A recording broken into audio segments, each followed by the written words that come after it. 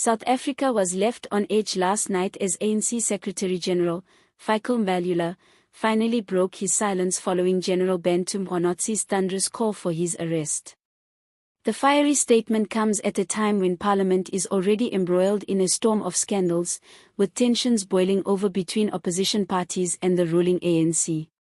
Addressing the nation in a televised broadcast, Mbalula appeared visibly unsettled but determined to reclaim the narrative.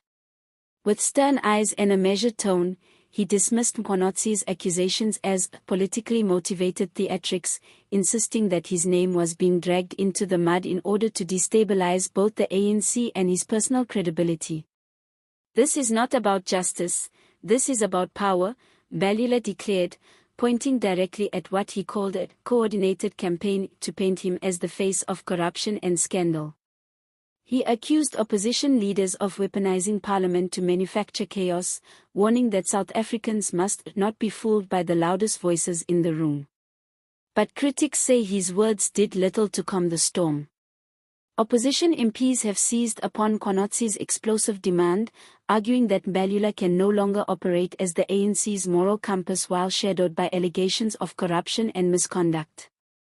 The EFF and DA have already vowed to intensify pressure until accountability is served, threatening more walkouts and even legal action if the state drags its feet. Analysts note that this moment could be a turning point in Mbalula's political career.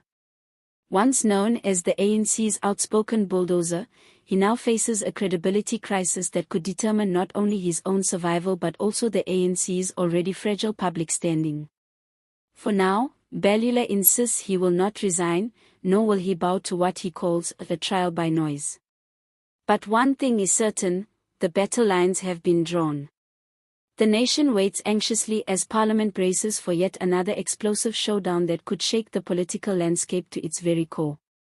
Fikile Mbalula's national address has done little to silence the growing storm. Instead, it has raised even more questions about his future and the ANC's stability amid deepening scandals in Parliament.